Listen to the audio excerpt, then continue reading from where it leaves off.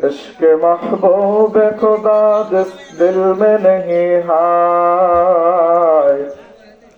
इश्क महबूब खुदा जिस दिल में नहीं है, लाखों मुमिन हो मगर ईमान पर कामिल नहीं है।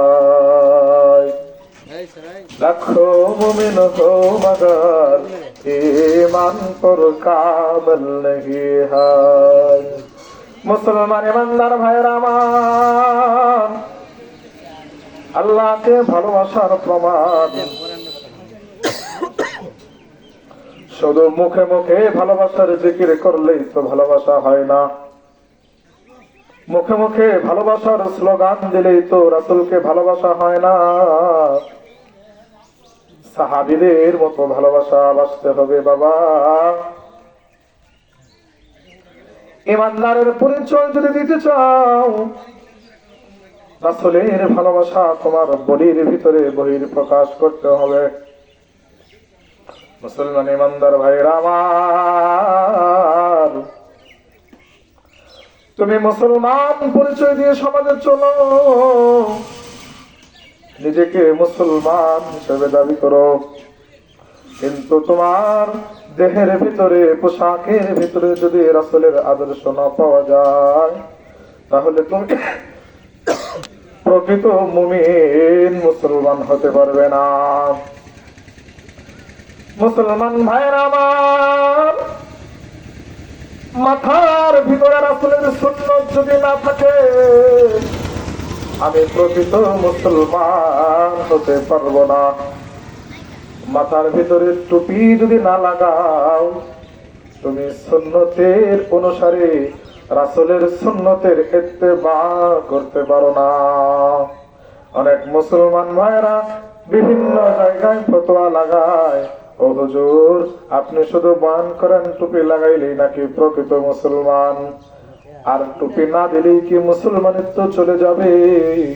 বাবারে, মুসলমানিত্ব চলে যাবে আমি বলি নাই, কিন্তু প্রকৃত মুমিনের কাতারে তুমি যেতে পারো নাই।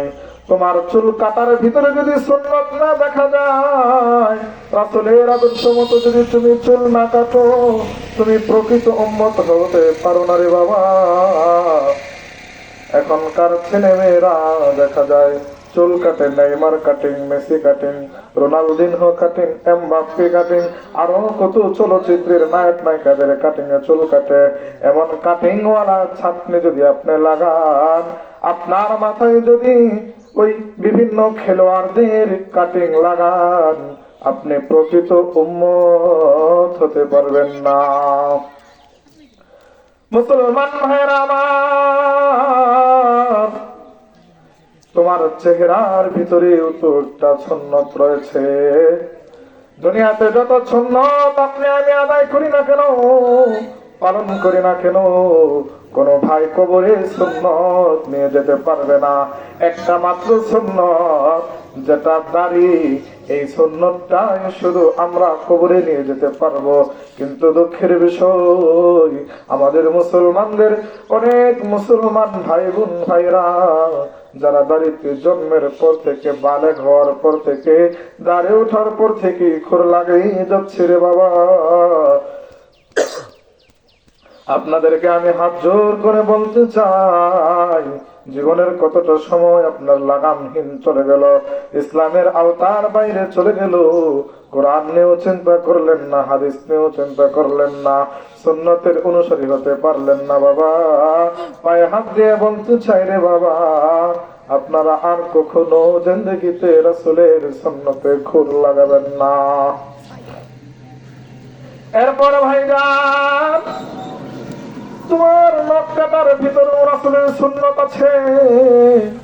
তুমি যদি এমনিতে নখ কাটো, তবুও তো নখটা কাটা হয়ে যাবে।